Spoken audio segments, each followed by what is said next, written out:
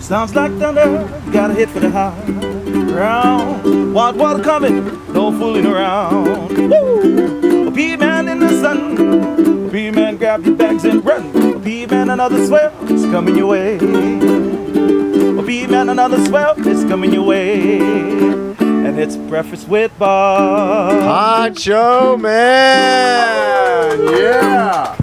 This is Breakfast with Bob. We are brought to you by EAS Sports Nutrition, Hoka One One, Polar, Osco Wellness, VeloFix, Four Seasons Hualalai, and we're airing on TriathlonWorld.com. My next guest, second place here year before last, Mr. Ben Hoffman. How you doing, bud? I'm doing really well, Bob. It's great to be back, man. Thanks for having me. Love having you on. I mean, it's funny. I was like, when did Ben finish second? It was just a year before last. Yes.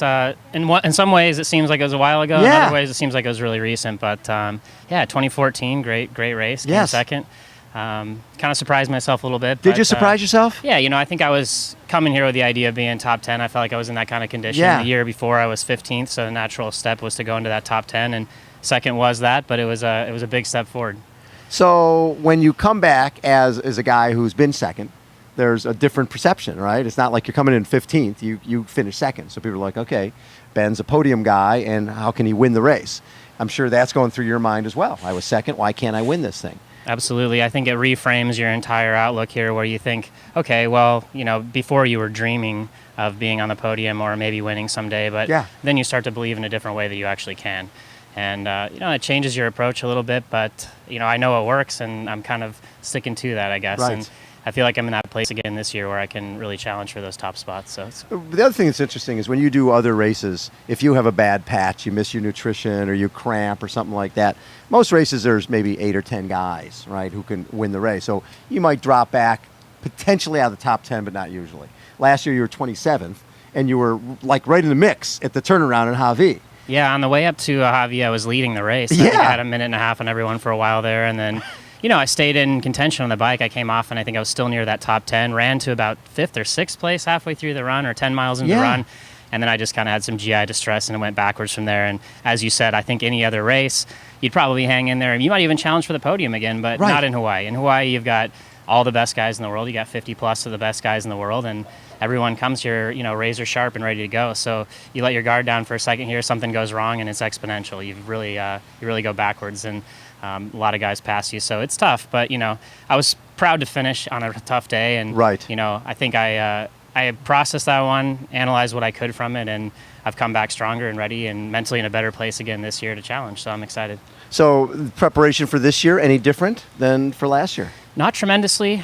Just managing the details, the small pieces, that I can, what's in my control, and the training's been really good. I just finished up a block in Tucson, Arizona, where I spend about half my time. I kind of split my time between Boulder, Colorado, and Tucson, Arizona. Right. And I really like it there. I've had great training, and I finished it up. Got here a couple days ago, so I finished the training in Tucson. Now I can just rest and relax and enjoy my time before the race. So you won 812 this year. Was that Ironman Africa Champs? Yeah. That was a great race. So earlier this year in April, similar thing. I had a training block in Arizona in wintertime. Got ready. I needed to get some points. It was my main objective just to go there and get what I needed to qualify for Hawaii, or have an idea of where I was at early enough in the year that if I had to do another Ironman or whatever, I would know. And I ended up winning the race and had a great day. And that's the golden ticket, right? I was the golden ticket regional champion, and amazing trip. I mean, South Africa is definitely top of the list if you get an opportunity to go there. Great race course, awesome crowd support. Yes.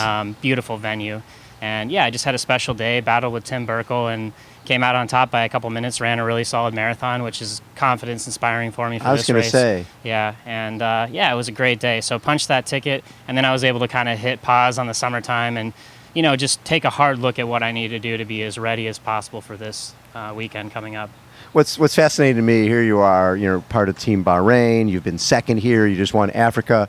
And there was a point early on when you were doing this, you guys were just, living in the van, driving from event to event, hoping to make enough prize money to get to the next event. Yeah, that was my kind of origins in the sport, where I started this actually in 2003. I started training in college in the fall.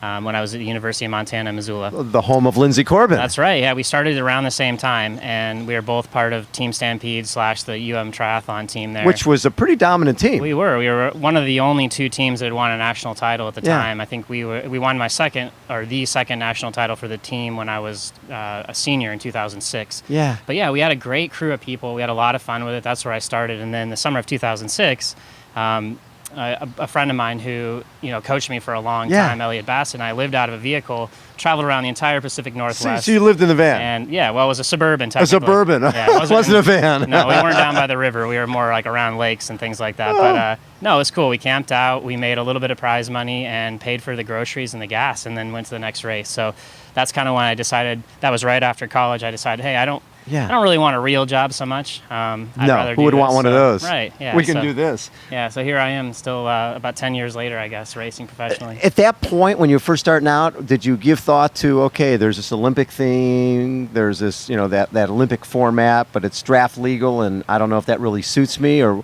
what was had you given that some thought? I did. I actually raced one draft legal event, 2006, the World University Games in Lausanne, Switzerland. Yeah. And they had the World Championships there for ITU that year. I think Tim Don won that.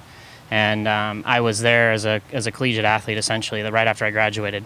And I did it, and I came like 35th or 36th. I was pretty far down because my swim wasn't strong enough. Right. And I think the writing was on the wall at that stage where I said, I really need to up my game before I could possibly compete as an ITU athlete. And I think I always had a bit of a knack for the endurance stuff, the longer things. So, I jumped into the half Ironmans that summer in 2006, had some success there, and the rest is history. And then your first pro race was at Wildflower, 2007? Yeah, 2007, yeah. Third? Yeah. Came third, yeah. That's pretty impressive. It was pretty cool, man. I mean, that's a classic race, an iconic race, and I'd heard so much about it. I'd raced it before as an Olympic distance. Yes. And we always watched the half Ironman, that went on the next day. And yeah, just really cool race. And I came, I guess, third against Chrisley and Bjorn Anderson. Yes, Bjorn Anderson. I remember that. A pretty big battle up front. And I think Chrisley had some stomach issues, and he was going to win it, but he kind of blew up on the run a little bit. Anyway, I came third. I was top American. There was a little bit extra prize money for it was a USAT Elite Long Course National Championship. And I was like, man, I sure made the right choice about my career here, But I also proceeded to get about sixth place right out of the money for the next 10 races I did. Yeah, so every race, just one spot off. Exactly. So it was a struggle for a while, but happy that I pursued and persevered. But something cool about races like Wildflower. You've got the hilly bike ride and the off-road run, and it seems like those are the type of races you like. Right? Yeah, something definitely. that's just a little challenging. A little there's more tough man race, yeah. Exactly. It's not just a cookie cutter ITU circuit type of thing. Yeah. No, I definitely like to seek out the harder races, I think. Right. I think they suit me well.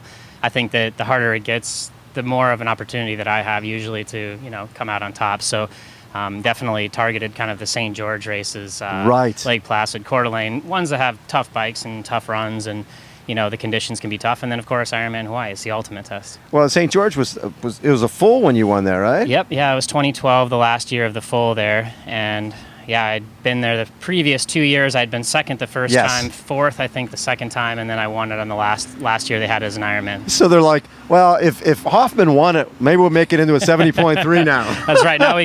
Now he's won it finally, we can turn it into a half. We could change that around. Yeah, I still need to leave my mark on the half there. Now that it's the U.S. Champs, it draws a really strong field every year. I still go. I've been there every year for the event. I love it, and plan to be there again next year. But yeah, and then South Africa too. I mean, it's a challenging course. I think it'll actually go back this year. They changed the bike course a little this year, but I think it'll go back to the harder bike course next year. So that one's on my radar potentially. So you'll go back? Potentially, yeah. We'll see. Wow, you're defending champion. Yeah, you sort of have to go back. It's not often that you get to defend titles, so I think it'll be a race that we're definitely looking at in the calendar. So going into Saturday, are you feeling that, there's really no reason, I have been second here, there's no reason I can't win this thing? And what would it mean to be, we haven't had an American win since Tim DeBoom in 2002. Absolutely. No, I am in that place mentally where I believe, again, that I can win. And, it's special. I feel like I've gotten it right this year again, where my training and my mental preparation has come together. And now it's just about managing the small stuff this week. And, I believe on the weekend that I can contend for the win. And I think that, a lot can happen out here, but I think I'm prepared for pretty much all the eventualities. And I'm excited. I stepped off the plane and I had that feeling where I'm like, this is an awesome place and an awesome opportunity to be here and to compete against the best in the world on a really challenging day.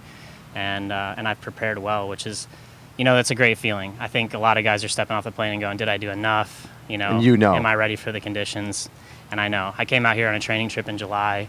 You know, I feel comfortable here, and I'm excited to put what I've done in my training to the test on Saturday. Love it. Ben, thanks so much, man, for taking Yeah. time. Always a pleasure to talk with you. Thanks for having me, Bob. And hopefully this weekend we'll have a new American champion Absolutely. of Ironman World Championships. You know, I'll do everything I can to bring it back to the U.S. It's been a long drought, and I would love to be the one to bring it back to the U.S., and it would be special for sure. So I'll give everything I have, and whatever's in there, I'll get it out. Love it. Ben Hoffman. How about a round of applause, everybody?